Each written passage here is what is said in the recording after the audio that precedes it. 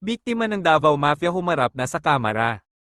Pagkatapos mo natanggap, nag-operate na kakana, paano nyo na-determine na merong ang droga doon sa loob ng container?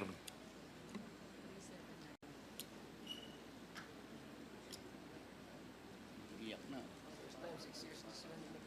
Iyak na. Iyak na.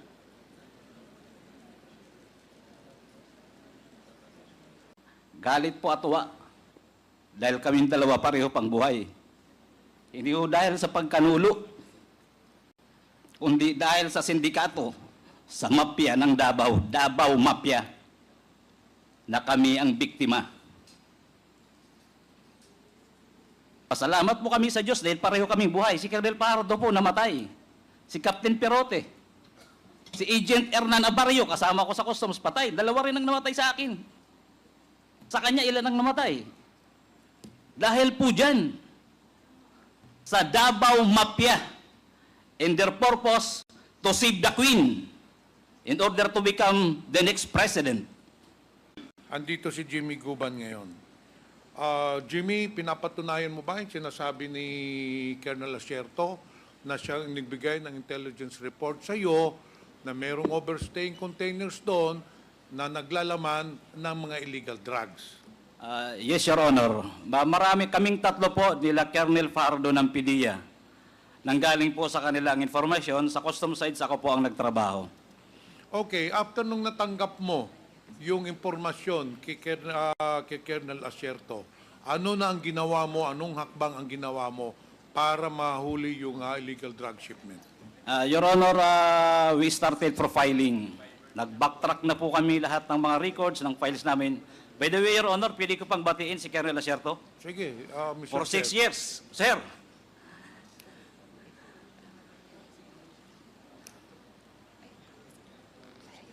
O sige, ipagpatuloy mo na, Mr. Jimmy Guban. Mukhang hindi ka nadinig ni Colonel Asierto.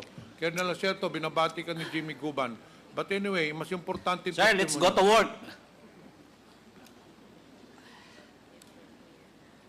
Salamat, Jimmy. Salamat. Ingat ka. Okay, balikan ko yung tanong, Jimmy Guban.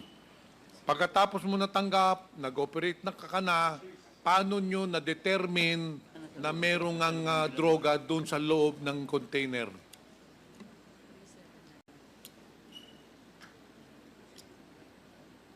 Iyak na. Iyak na. Iyak na.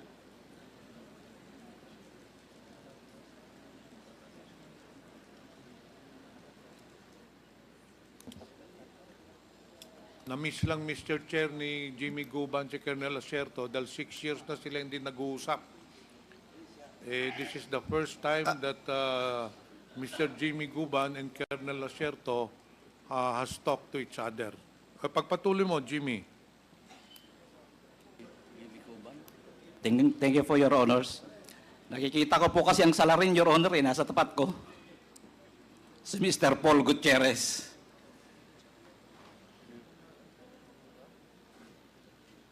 Pagpatuloy mo na yung kinikwento mo kanina. Paano Your nyo Honors, nalaman na merong droga doon sa Mr. Chairman. dalawang container? Mr. Chairman, with the indulgence of Congressman Johnny Pimentel, ano lang, kasi nagtataka lang ako bakit siya umiiyak. Anong reason ba't ka umiiyak, Jimmy Guman? Dahil ba sa panahon na ipinagkanulo mo si, No, Your Honor. Galit po at tuwa. Dahil kaming dalawa pareho pang buhay. Hindi ho dahil sa pagkanulo, kundi dahil sa sindikato, sa mafia ng Davao, Davao Mafia, na kami ang biktima. Pasalamat po kami sa Diyos dahil pareho kaming buhay. Si Colonel Pardo po namatay. Si Captain Perote. Si Agent Hernan Abarrio, kasama ko sa customs, patay. Dalawa rin ang namatay sa akin. Sa kanya, ilan ang namatay? Dahil po dyan, sa Davao Mafia, and their purpose to save the Queen in order to become the next president. That is how, ganun nila ginawa. lahat patayan. Your Honors, gusto ko po sana ay tuloy-tuloy ang pagsagot. Pero sometimes nagiging emotional ako for so long na kahit papano, via internet, kahit papano pareho kaming buhay ng aking kaibigan si Kerry Lasierto. We did our best, Your Honors, para ho kami ay makagawa ng tulong sa bayan. Pero ang sinapit namin, siya may patong sa ulo. Ako buti na lang may Diyos. Hanggang ngayon, nasa National Bilibid Prison. Anong hustisya ang meron during the time ni Duterte?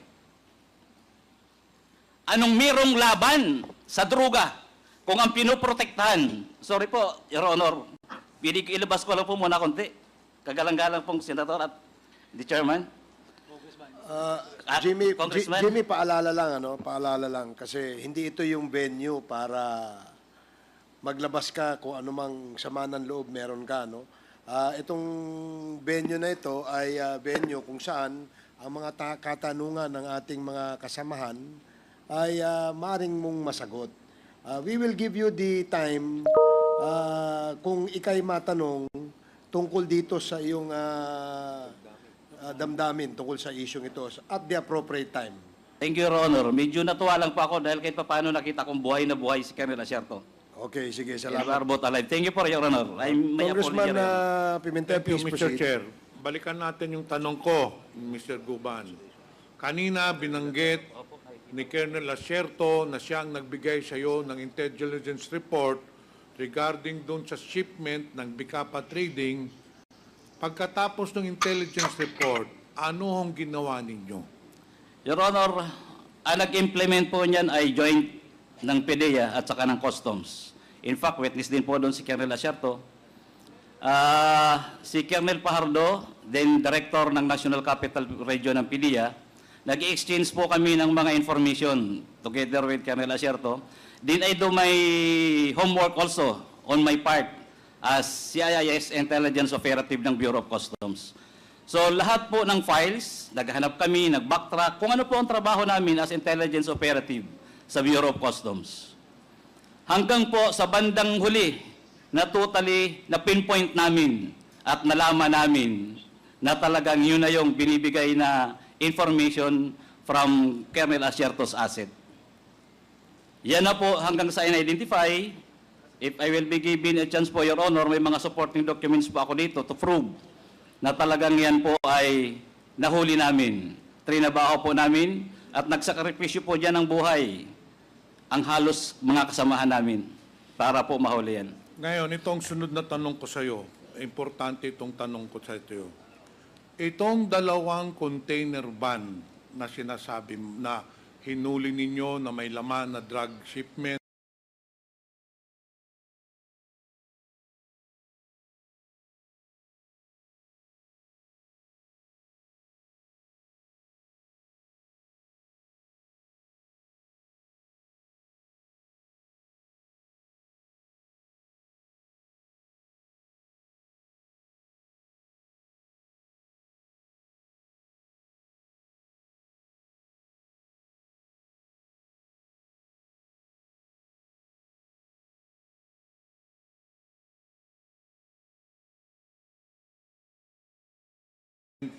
ito ba For kargamento na pinapakiusap siya.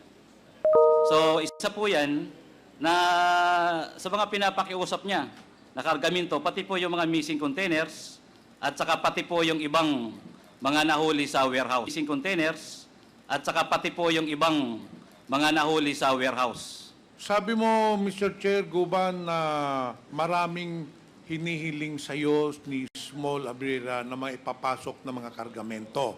Kasama na itong ilang container van ba ito? Isang container van lang? Isa lang po, Your Honor. Recording in progress. Isang container van lang. So, pero ito na nga yung binabanggit niya. Isa po yan, Your Honor. Okay, so nung na-identify na ninyo yung container van, ano na nangyari?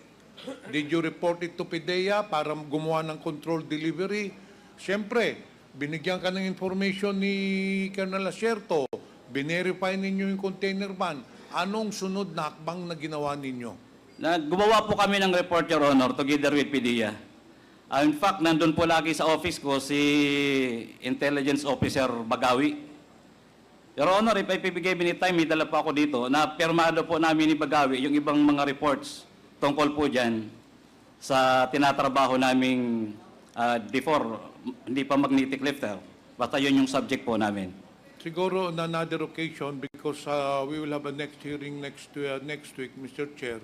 Sa pagka ngayon, marami pang mag-interpellate. But anyway, after nung identify mong container banyo, coordinated with PDEA, ano nang sunod na nangyari? Hanggang sa, Your Honor, inaprubahan na po yung aming request through the Deputy Commissioner for Intelligence ng Bureau of Customs. Inaprubahan na po ni Commissioner na ibaba, buksan ang container number na yun na nirequest po namin dahil natapos na po namin ma-develop doon po sa Manila International Container Port. And that was also the time, Your Honors, na inorderan si Collector Bakiran para isaayos yung container na yun na may lamang magnetic lifter. So, kailan nyo binuksan yung container van? Kung di po ako nagkakamali, Your Honor, that was August 7, 2018. Pero sa pagkakaalam ko, hindi ba dinalan nyo sa warehouse yung container van? No, Your Honor, sa loob po mismo ng custom po yan hinuli. Hindi po yan nakalabas. Okay, so hindi na nakalabas. Opo, Your And Honor. then after that, you did your investigation and then you filed cases. Your Honor, turnover na po namin sa PDEA during that time. Sila na po nun, kasi wala na po sa amin ang trabaho nun. Trabaho na po ng PDEA. After po ng interception, after ng apprehension, nasa PDEA na po ang kamay. Pati po yung pag-inventaryo ng illegal na drogang shabu.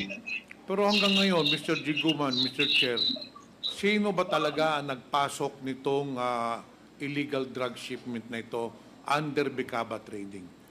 Your Honor, based on the reports, even in my affidavit, Your Honor, in my last testimony, Hernan died or nilaso nila. Sabi nila mismo, nung itsikwa at kasama ni Bidasto Cabral Barakel, ni Loquigan, ni Katipan, na ang nagparating yan ay si Michael Yang, si Mans, at saka si Pulong Duterte. It's from their mouth, not from us. Which, if I may continue, Your Honor, na yun din ang sinasabi ni Mr. Paul Gutierrez sa advice sa kanya ni Benny Antiporda na wag kong babanggitin during the hearing. Na hindi ko magawa-gawa, Your Honors, kaya si Colonel Asierto, ang naisip kong isakripisyo ang buhay para po kami lahat ligtas. Akala ko po lahat kami maliligtas. I am under duress, threatened ako so much, kaya yan po ang ginawa kong paraan. Nagsakripisyo kami.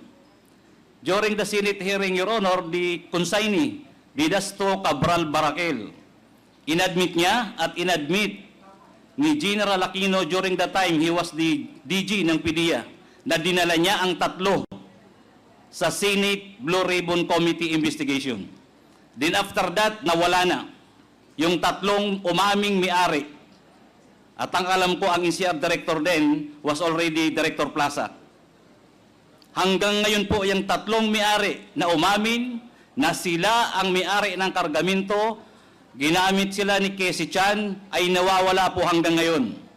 At ako po ay nag-request na, I think twice, sa National Bureau of Investigation ng whereabouts ng tatlo para po yung hustisya ng aking kaso ay mailabas ang tunay at totoo kung sino talaga ang mafia ng droga.